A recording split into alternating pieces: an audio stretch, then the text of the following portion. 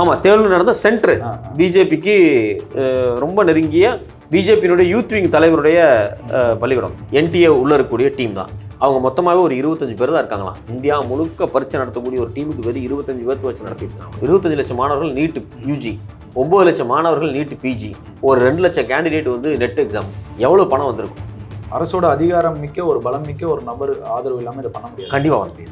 UPSC எக்ஸாம்லேயே நமக்கு ஒரு சந்தேகம் வருது. ஐஏஎஸ் ஐபிஎஸ் நம்பி நம்ம போகிறோம்.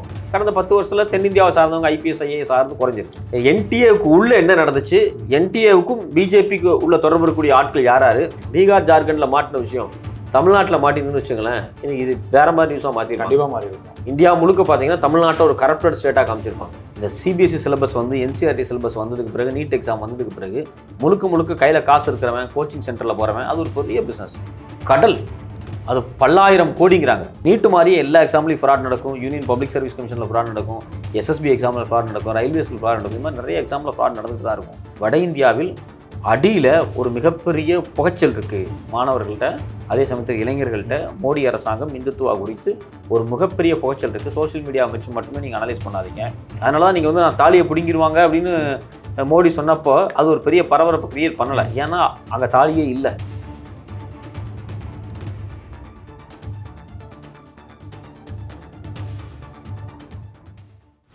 இப்போ நீட்டு சிபிஐ என்கொயரி போட்டிருக்காங்க.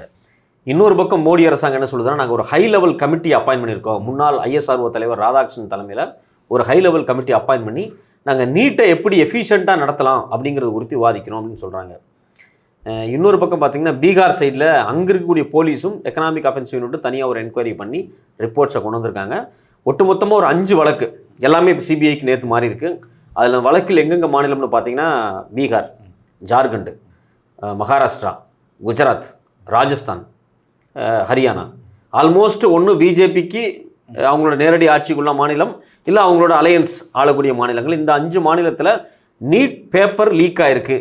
இது குறித்தான எல்லா வழக்குகளையுமே சிபிஐ கையில் எடுத்து சிபிஐ என்கொயரி பண்ண ஆரம்பிச்சிருக்காங்க.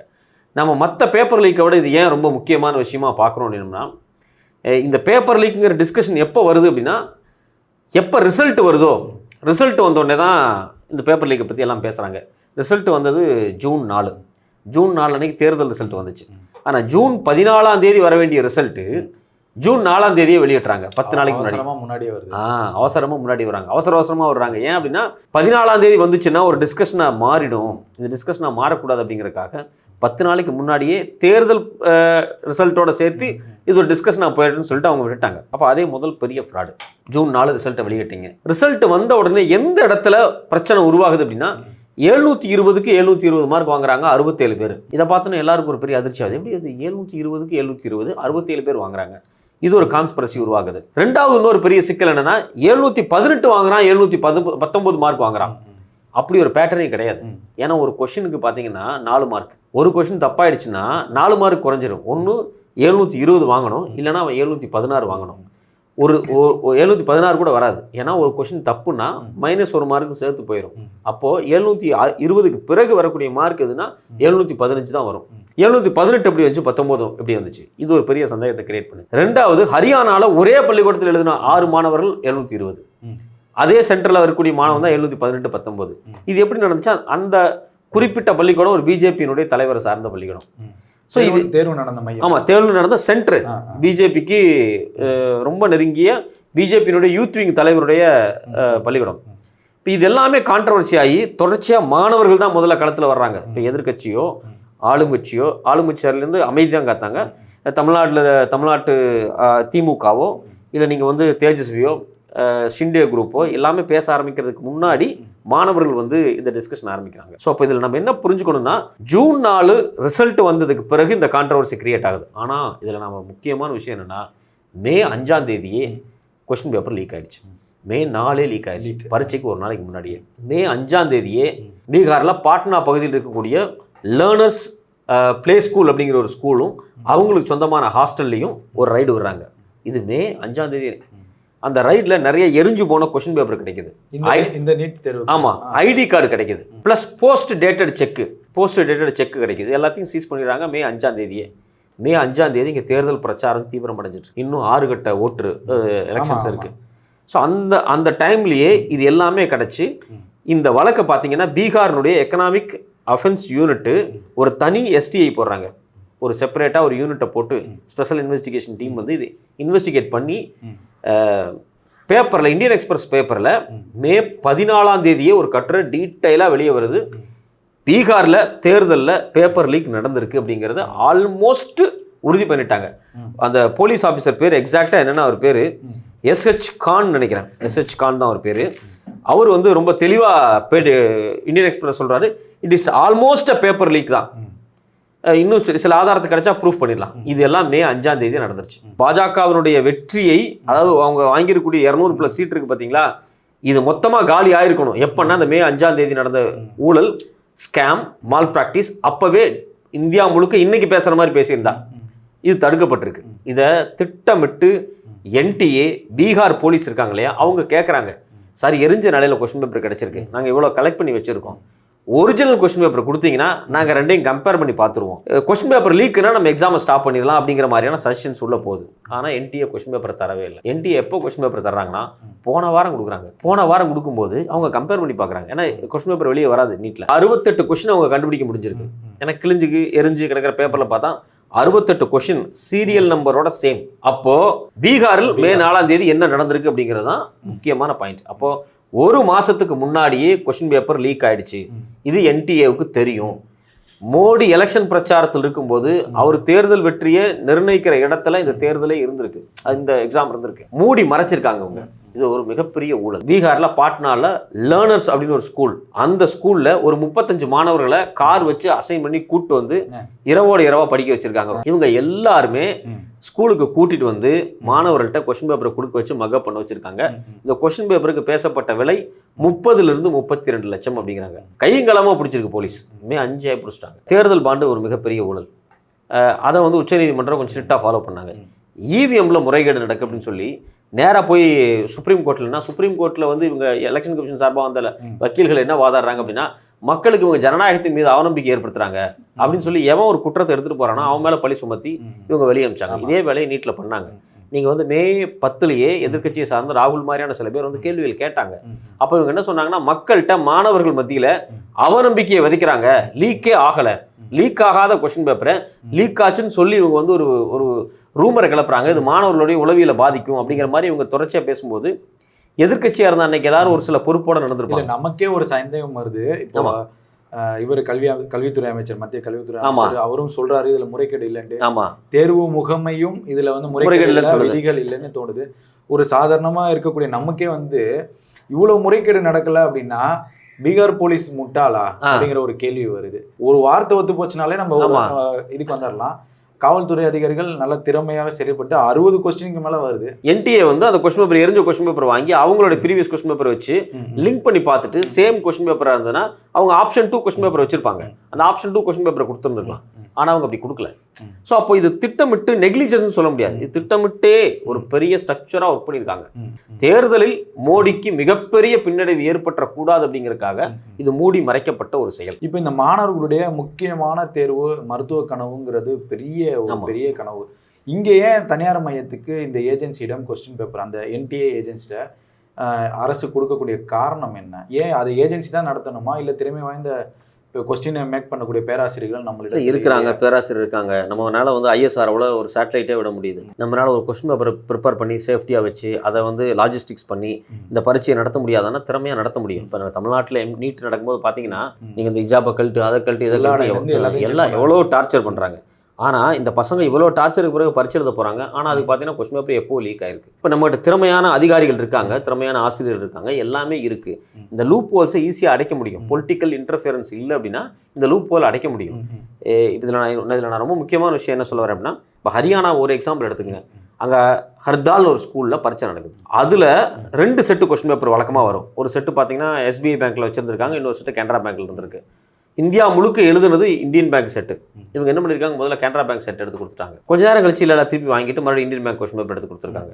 இவங்க என்ன சொல்லியிருக்காங்க அப்படின்னா, பேப்பர் கொஸ்டின் பேப்பர் மாறிடுச்சு, டைம் எக்ஸ்ட்ரா தேவைப்படுது, மாணவர்களுக்கு கிரேஸ் மார்க் கொடுக்கணும் அப்படின்னு சொல்லி இவங்க ஏதோ ரெக்கமெண்டேஷன் போயிருக்கு இந்த ஸ்கூல், பர்டிகுலர் ஸ்கூல்ல இருந்து.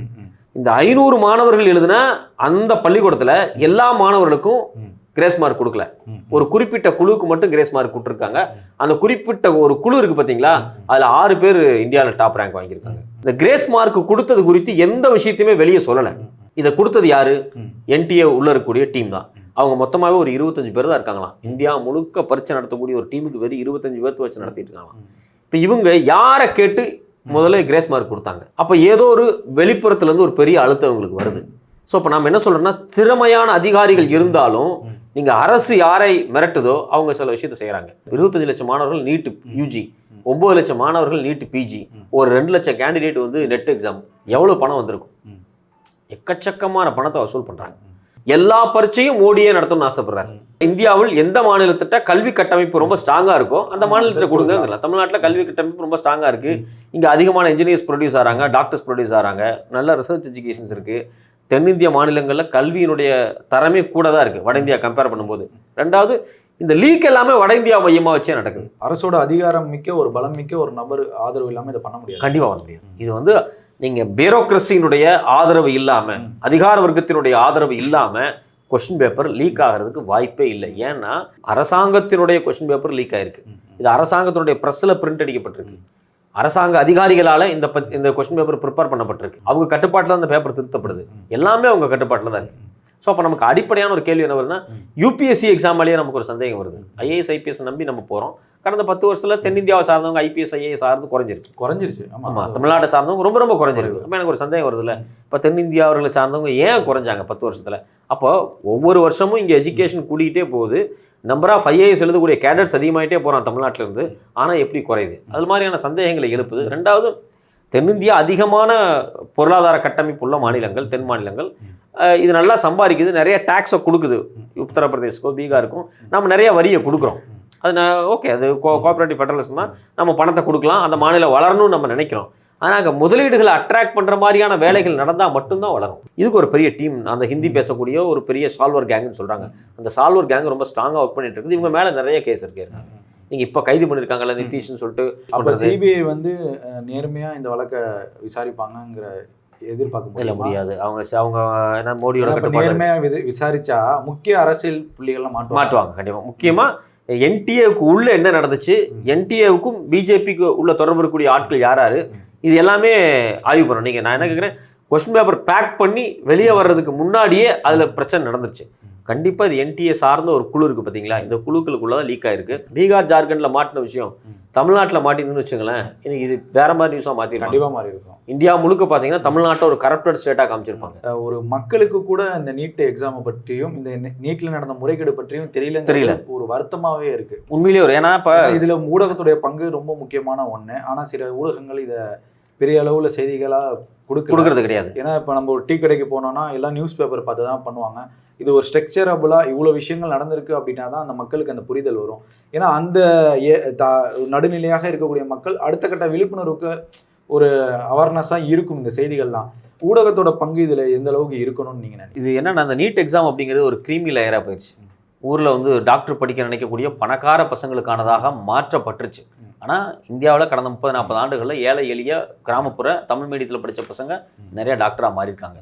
இந்த சிபிஎஸ்சி சிலபஸ் வந்து என்சிஆர்டி சிலபஸ் வந்ததுக்கு பிறகு, நீட் எக்ஸாம் வந்ததுக்கு பிறகு முழுக்க கையில் காசு இருக்கிறவன், கோச்சிங் சென்டரில் போகிறவன், அது ஒரு பெரிய பிஸ்னஸ் கடல். அது பல்லாயிரம் கோடிங்கிறாங்க. இந்த கோச்சிங் சென்டர் பிஸ்னஸ் இருக்குது பார்த்தீங்களா, அது பல்லாயிரம் கோடி லாபம் தரக்கூடிய கிட்டத்தட்ட 3000-4000 கோடி புழங்குதுங்கிறாங்க. அதில் எவ்வளோ புழங்குன்னு நான் ஒரு தோராயமாக தான் சொல்கிறேன். பல்லாயிரம் கோடி ஒரு பெரிய வணிகம் நடக்குது பார்த்தீங்களா. இந்த வணிகத்தில் ஏழை எளிய மக்கள்லாம் ஒதுங்கி நிற்கிறாங்க. இது பெரும் பணக்காரர்கள் இருக்கக்கூடிய ஒரு சில குறிப்பிட்ட நடுத்தர வர்க்கம் ப்ளஸ் ஒரு சில பணக்காரங்களுக்குள்ள மட்டுமே இந்த நீட் எக்ஸாம் குறித்து சுற்றிக்கிட்டு இருக்கு. அதனால தான் சிவில் சமூகத்துக்கு இதில் ஒரு பெரிய அவேர்னஸ் வரதில்லை. என்னை பொறுத்த வரைக்கும் நீட்டு மாதிரியே எல்லா எக்ஸாம்லையும் ஃப்ராட் நடக்கும். யூனியன் பப்ளிக் சர்வீஸ் கமிஷனில் ஃப்ராட் நடக்கும், எஸ்எஸ்பி எக்ஸாமில் ஃப்ராட் நடக்கும், ரயில்வேஸில் ஃப்ராட் நடக்கும். இது மாதிரி நிறைய எக்ஸாமில் ஃப்ராட் நடந்துகிட்டு தான் இருக்கும். இது எல்லாமே அவேர்னஸுக்கு வரணும். மீடியா தான் இது எல்லாத்தையும் வெளியே பேசணும். நீங்கள் வந்து மே 14ஆம் தேதி இந்தியன் எக்ஸ்பிரஸில் கட்டுரை எழுதுனதுக்கு பிறகு பெருசாக எந்த மீடியாவும் ஃபோக்கஸ் பண்ணலை. நீங்கள் அன்னைக்கே எல்லா மீடியாவும் உட்காந்து இல்லை அங்கே என்ன நடந்திருக்குன்னு எல்லா மீடியாவும் தொடர்ச்சி அதை பேசியிருந்தாங்க அப்படின்னா தேர்தல் களமே மாறி இருக்கும், ஜனநாயக தன்மையே மாறி. தேர்தலே ரத்து செய்யக்கூட வாய்ப்பு. ஆமாம், தேர்தலே ரத்து செய்ய வாய்ப்பு இருக்கு. ஏன்னா மாணவர்கள்லாம் ரோட்டுக்கு இறங்கி போராடினாங்கன்னா இது ஒரு பெரிய விஷயமா மாறி இருக்கும். இன்னைக்கு என்னன்னா, இது 25 லட்சம் மாணவர்களுடைய பாதிப்பு அப்படிங்கிறதோட நிற்கிது.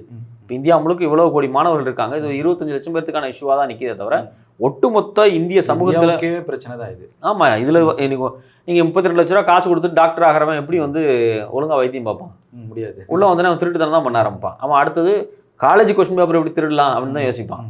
அதை எப்படி திருட்டுத்தனமாக பரிச்சு எழுதானு வருவான். அப்போ டாக்டர் ஆவான், அவன் ஒரு ஹாஸ்பிட்டல் கட்டுவான், 100 பேர்த்த கொலை பண்ணுவான், அப்புறம் டிரான்ஸ்பிளான்டேஷன் பண்ணுவான், திருடுவான். அதில் அந்த ஆட்டிடியூட்ல வரும், அப்படி தான் பண்ணி இப்போ நிற்பான். இன்றைக்கி வந்து எக்கச்சக்கமான கிட்னி வந்து திருடப்பட்டிருக்கு. நீங்கள் வந்து பங்களாதேஷோ, நீங்கள் வந்து நேபாளிலிருந்து சில கிராமங்களில் ஒரு கிராமம் முழுக்க ஒருத்தங்களுக்கு ஒரு கிட்னி தான் இருக்குது.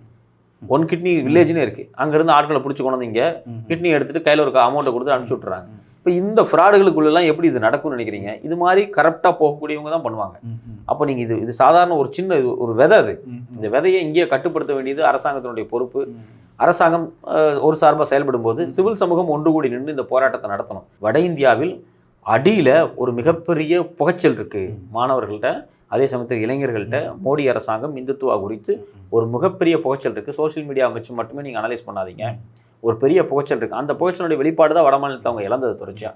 நிதிஷ்குமாரோட ஃபேக்டரி கரெக்டாக இருந்துச்சு அப்படின்னா தேஜஸ்வி யாதவ் ஜெயிச்சு இன்னைக்கு வந்து ராகுல் பிஎம் ஆயிருப்பார். கண்டிப்பாக அது ஒரு சின்ன மைனஸாக போயிடுச்சு. இப்போ விஷயம் என்ன அப்படின்னா, ஏற்கனவே அங்கே ஒரு பிரச்சனை ஸ்டார்ட் ஆயிடுச்சு. 1 வருஷம் 2 வருஷத்துக்கு முன்னாடி இருந்து வேலைவாய்ப்பு இல்லாதது, வறுமை, இது மாதிரியான பல பிரச்சனைகள் அங்கே இருக்கக்கூடிய மாணவர்களை கொந்தளிக்க வச்சிருச்சு. அக்னிவீருக்கு எதிராக அந்த திட்டம் கொண்டு வரப்பட்டவே வட இந்தியாவில் தான் பெரிய போராட்டம் நடந்துச்சு, தடியடி நடத்தப்பட்டுச்சு, துப்பாக்கிச்சூடு நடத்தப்பட்டிருக்கு. பீகாரில், ஜார்க்கண்டில் அந்த போராட்டம் எதிரொலிப்பு நடந்திருக்கு. ஏன்? ஏன்னா அங்கே அதை நம்பி தான் வேலைக்கே இருக்காங்க மாணவர்கள், இளைஞர்கள் இருக்காங்க. ஸோ அப்போ இது வந்து வட இந்தியாவில் அவேர்னஸ் வந்து வேலை இல்லை அப்படிங்கிற அவேர்னஸ், வறுமையாக இருக்கிறோம், கஷ்டப்படுறோம் அப்படிங்கிற அவேர்னஸ் ரொம்ப அதிகமாக இருக்குது. அதனால தான் நீங்கள் வந்து நான் தாலியை பிடிங்கிடுவாங்க அப்படின்னு மோடி சொன்னப்போ அது ஒரு பெரிய பரபரப்பை கிரியேட் பண்ணலை. ஏன்னா அங்கே தாலியே இல்லை, கழுத்தில் தங்கமே இல்லை. அங்கே இருக்கக்கூடிய பெண்களுக்கு தங்கம் இல்லாத பெண்கள் தான் அதிகமாக இருக்காங்க.